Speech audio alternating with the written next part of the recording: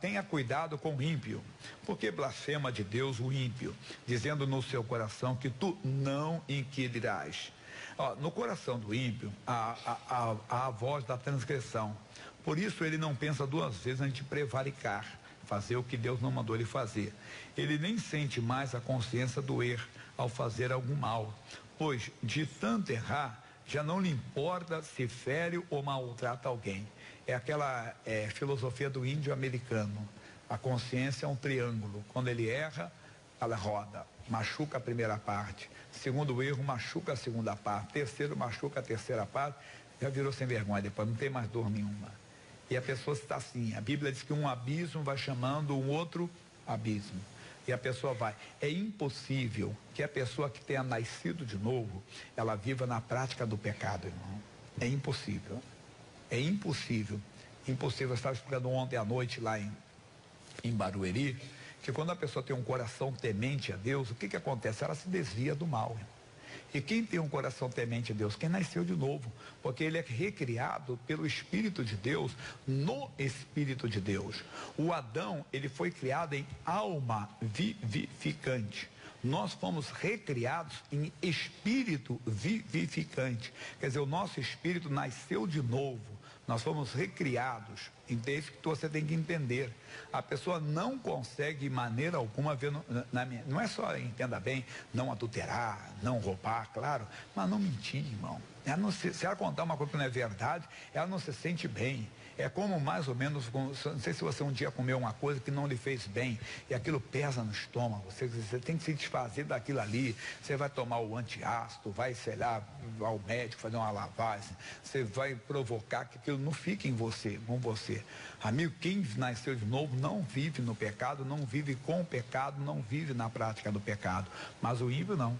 Para ele às vezes tem até aquela tristeza, puxa, não devia ter feito, mas daqui a pouco ele faz de novo. Por quê? Porque ele não nasceu de novo. É a tartaruga e o escorpião. Você conhece a fábula da tartaruga e o escorpião? Dona Tartaruga me deu uma carona para o outro lado do rio abaixo. Ele estava na pinguela lá na ponte, e ele não era na água. Dona Tartaruga, ela parou e disse: não, você vai me picar. Eu estou precisando da senhora. Que é isso, Dona Tartaruga? Eu estou precisando de um favor da senhora. Como é que eu vou fazer um mal para a senhora? Eu estou precisando da senhora. Olha lá, seu escorpião. E parou embaixo do rio. E ele foi e mergulhou. Quando mergulhou em cima da tartaruga, ele foi rio abaixo. Quando ele chegou no meio do coisa, ele olhou aquele pescoço carnudo, ele não aguentou e picou. Quando picou, ela foi perdendo o sentido daquela dor muito forte. Ela olhou para o escorpião já morrendo, disse: mas seu escorpião, o senhor prometeu. E ele também morrendo, disse: eu sinto muito, é a minha natureza. Se a pessoa não nascer de novo, a natureza dela é ímpia. A natureza dela é pecaminosa.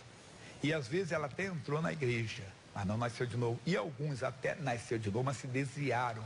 E se não voltarem para o Senhor, vão viver novamente ímpia, de maneira ímpia. O que lhes interessa é a sua realização. Não importando se tem de atropelar ou tirar uma pessoa do caminho, para conseguir os desejos do seu mau coração.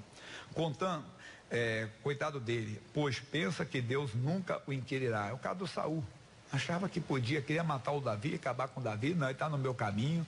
Falou para o Jonathan: você está ficando amizade com esse cara? Esse camarada aí que vai tomar o teu lugar. Eu não vou ter descendência. Você seria o meu rei, o meu substituto. Você está brincando que ele vai tomar o teu lugar? Não entendia nada do plano divino. O Jonathan, entendendo que Deus estava com Davi, fez aliança com Davi. Faça aliança com o Senhor Jesus, irmão.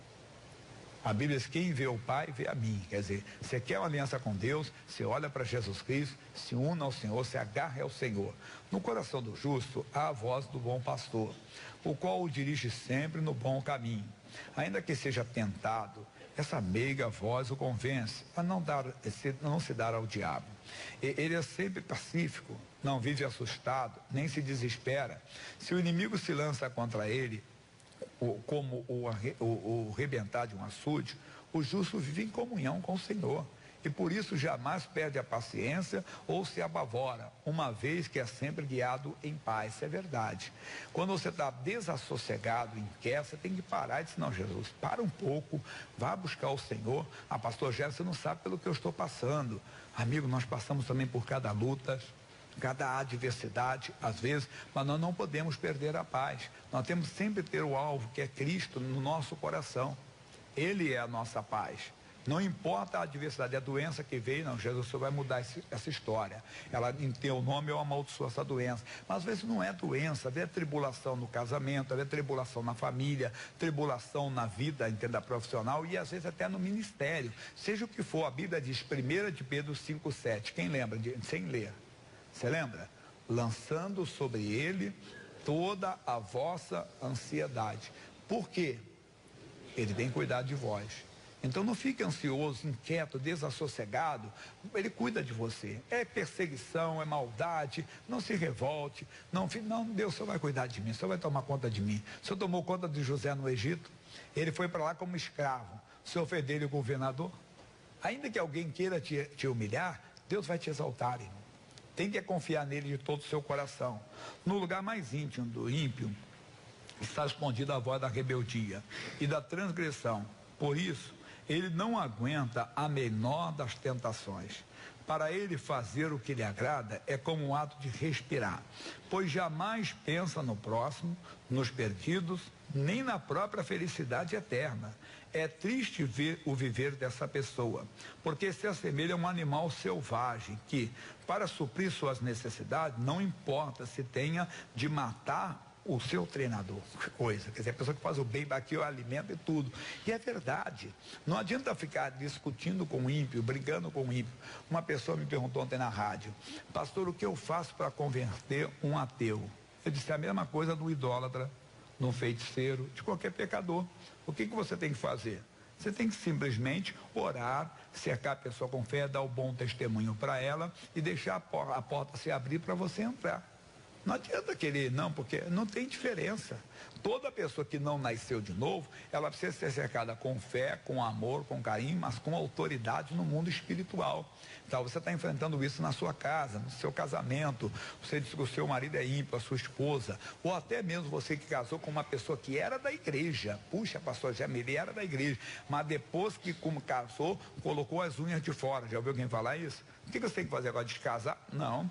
Fazer o que fez o Isaac. Quando descobriu que a Rebeca era estéril, ele não disse, Deus, vou devolver a mulher, porque ela não pode me dar filhos. Eu tenho uma promessa que em mim será contada a descendência do meu pai, não. Ele santificou a Rebeca em oração, e foram 20 anos de oração até ela engravidar. E depois vieram 2, Deus dá mais do que pedimos ou pensamos. É o que a pessoa tem que fazer, santificar a sua casa, santificar a sua família e não pensar em outra coisa, não santificar até o Deus mudar, e às vezes demora. Foram 20 anos. 20 anos, tem gente que, eu não aguento mais, não vá, é um filho, você vai jogar o filho fora? Não, você vai santificá-lo. E às vezes é um amigo que você tem que santificá-lo. Agora uma coisa, não dê coisas espirituais para o ímpio fazer, ele não consegue fazer. Ele vai escandalizar, irmão. Ele não pode, é impossível colocar o vinho novo no odre velho, vai vazar, vai estourar, a pessoa não aguenta. Não dê responsabilidade espiritual para o ímpio, ele não tem Deus, não adianta, ele vai te envergonhar, ele vai, a natureza dele, a primeira tentação, ele vai fraquejar, ele pode depois pedir perdão, chorar, eu sei, eu sou de Deus, eu fiz, daqui a pouco ele erra de novo, porque ele tem que nascer de novo, ele tem que ter o coração recriado.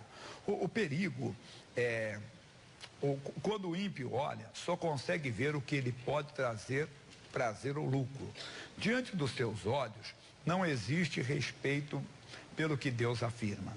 As suas decisões jamais se baseiam no que as Escrituras dizem, mas sim ao quanto poder lucrar ou desfrutar. Ele caminha sem destino certo e não tem a mínima certeza de qual será o seu futuro. Quando o ímpio mente, não mais se envergonha. Agora, isso é o que eu quero explicar.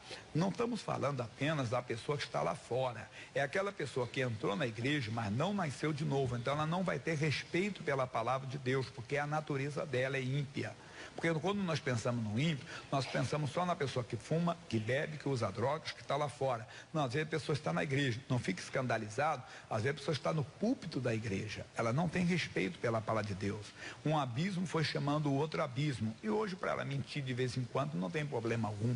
É o pregador que diz, olha pessoal, eu vou entregar um óleo consagrado para vocês, eu consagrei esse óleo, eu ungi esse óleo, eu abençoe. Abençoa nada, acabou de comprar na quitanda agora. Ele perdeu o temor, irmão. Não.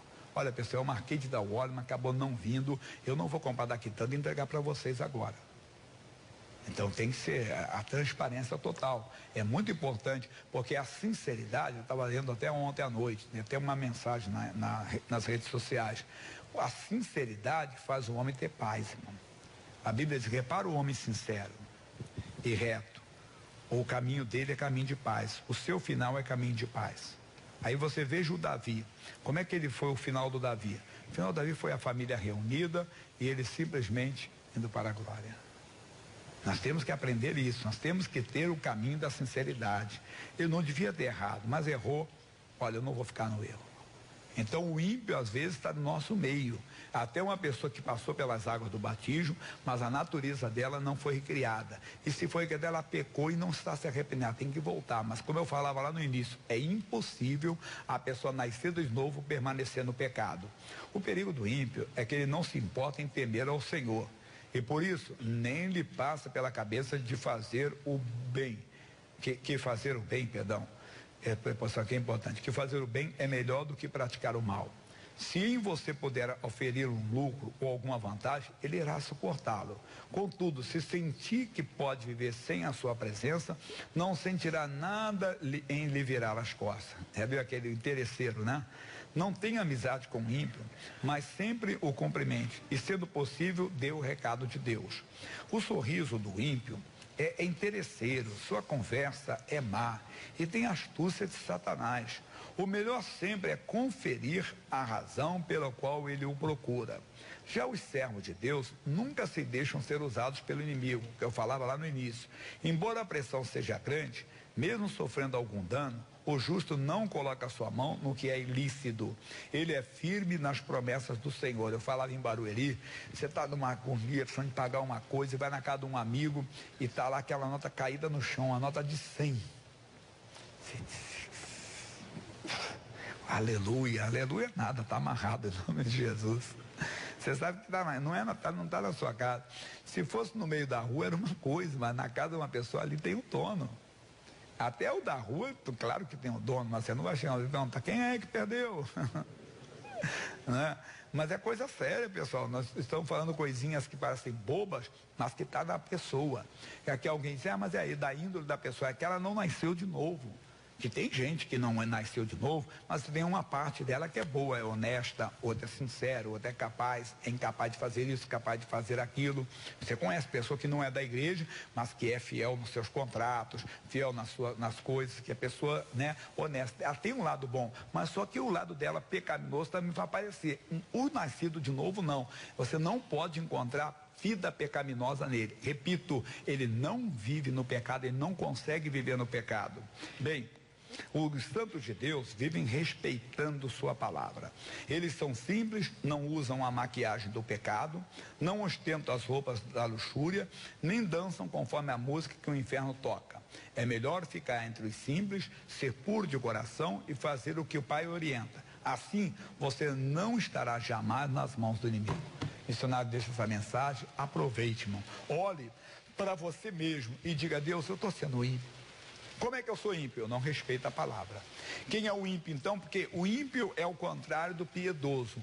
Piedade é o apego às coisas de Deus. A impiedade é o quê? O desprezo. A pessoa não tem respeito pela palavra. Pense se você não tem sido ímpio. Jesus, eu não quero. Vamos fazer uma oração? Fiquem de pé, por gentileza.